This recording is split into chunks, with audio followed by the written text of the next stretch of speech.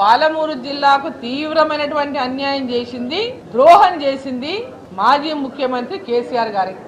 పాలమూరు జిల్లాను వాళ్ళ రాజకీయాల కోసం వాడుకుంటున్నారు తప్ప, వాళ్ళ సెంటిమెంట్ కోసం వాడుకుంటున్నారు తప్ప, పాలమూరు జిల్లాకు అభివృద్ధి చేయాలని కానీ, పాలమూరు జిల్లాకు న్యాయం చేయాలని కానీ వాళ్ళకి ఎక్కడ కూడా చిత్తశుద్ధి లేదు.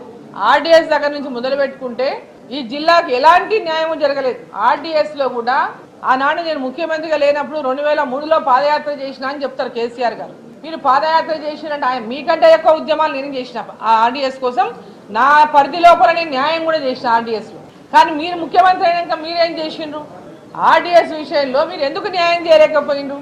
ఎందుకు అలంపూరు రైతులకు ఇప్పటిదాకా సాగునీరు మీరు అందియలేకపోయిండ్రు? 10 సంవత్సరాలు మీరుండి ఆర్డీఎస్ కింద 9 నిర్మాణం చేసి ఆ లిఫ్ట్ తప్ప ఒక రిజర్వాయర్ కట్టలే. మీరు 10 ఏళ్ల అధికారంలో ఉండి 9 లిఫ్ట్ చేసింది, కానీ దానికి రిజర్వాయర్ ఏది? దానికి మల్లమ్మకుంట రిజర్వాయర్ అధిగతి లేదు ఇప్పటిదాకా.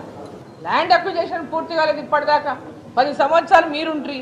ఇప్పుడు కాంగ్రెస్ ప్రభుత్వం వచ్చి 2 ఏళ్ళు అయింది. మీరు పాలమూరు గురించి మాట్లాడి ఇదే ఆర్డీఎస్ గురించి పదే మాట్లాడి తెలంగాణలో ఆనాడు ప్రత్యేక తెలంగాణ రాష్ట్రం కోసం అనేక రకాలుగా సెంటిమెంట్ను రెచ్చగొట్టింది కూడా ఆర్డీఎస్ ప్రాజెక్టు యొక్క స్థితిగతుల పైనే. ఆర్డీఎస్ తుమ్ములు వలగొట్టిండ్రు, రాయలసీమలు తీసుకుపోయిండ్రు, మనకు అన్యాయం జరుగుతుంది పాలమూరుకనే మాట్లాడినాం. మరి వాస్తవంగా ఆ రోజు ఆర్డీఎస్ అనేటటువంటిది ఒక పాలమూరు జిల్లా మొత్తానికి కాదు, ఒక అలంపూర్ నియోజకవర్గానికే వర్తిస్తుంది.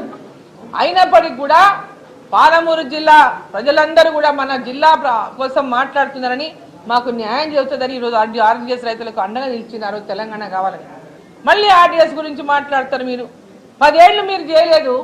ఈరోజు వచ్చి భారతీయ జనతా పార్టీ మాట్లాడతలేదు, కాంగ్రెస్ పార్టీ ఇట్లా చేస్తుంది, బీజేపీ కేంద్రం నుంచి అట్లా చేస్తున్నటువంటి అబద్ధ మాటలు మాట్లాడి ప్రజలను మళ్ళీ ఒకసారి మోసం చేయడానికి ప్రయత్నం చేస్తున్నారు.